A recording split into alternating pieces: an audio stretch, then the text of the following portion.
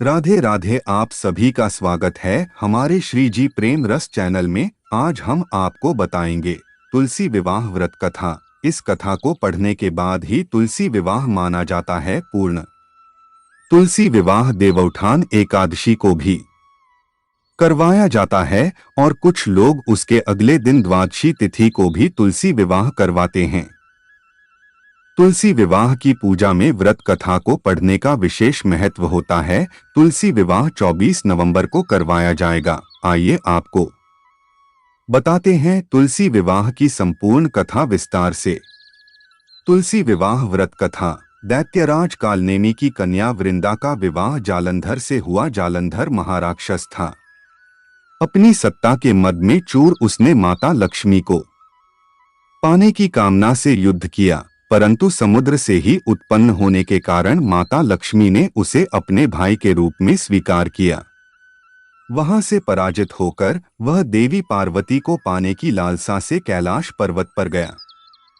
भगवान देवाधिदेव शिव का ही रूप धरकर माता पार्वती के समीप गया, परंतु मां ने अपने योगबल से उसे तुरंत पहचान लिया तथा वहां से अंतर्ध्यान हो गईं। देवी पार्वती ने क्रुद्ध होकर सारा वृतांत भगवान विष्णु को सुनाया। जालंधर की पत्नी वृंदा अत्यंत पतिव्रता स्त्री थी।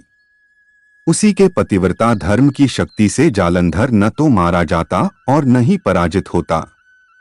इसलिए जालंधर का नाश करने के लिए वृंदा के पतिव्रता धर्म को भंग करना बहुत आवश्यक था। इसी कारण भगवान विष्णु ऋषि का वेश धारण कर वन में जा पहुंचे, जहां वृंदा अकेली भ्रमण कर रही थीं।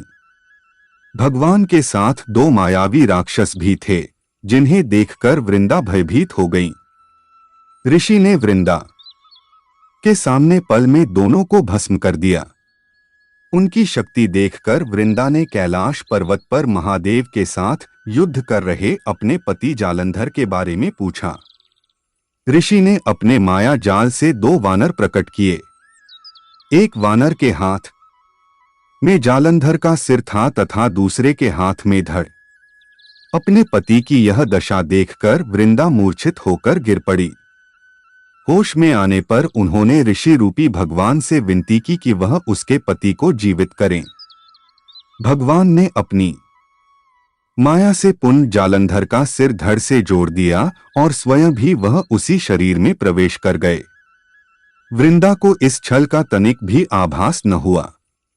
जालंधर बने भगवान के साथ वृंदा पतिव्रता का व्यवहार करने लगी, जिससे उसका सतीत्व भंग हो गया। ऐसा होते ही वृंदा का पति जालंधर युद्ध में हार गया। इस सारी लीला का जब वृंदा को पता चला तो उसने क्रुद्ध होकर भगवान विष्णु को हृदयहीन शिला होने का शाप दे दिया। अपने भक्त के शाप को भगवान विष्णु ने स्वीकार किया और शालिग्राम पत्थर बन गए।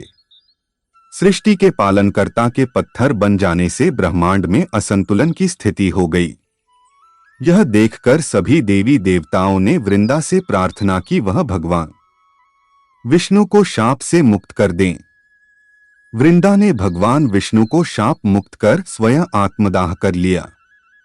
जहां वृंदा भस्म हुई वहां तुलसी का पौधा उग गया।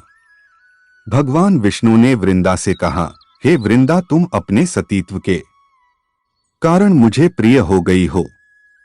अब तुम तुलसी के रूप में सदा मेरे साथ रहोगी।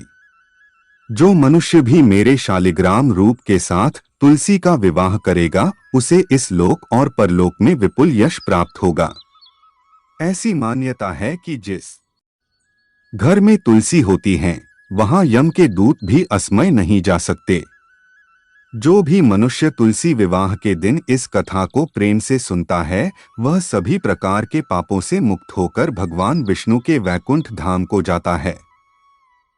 राधे राधे। वीडियो अच्छी लगी हो तो लाइक करें और चैनल को सब्सक्राइब करें।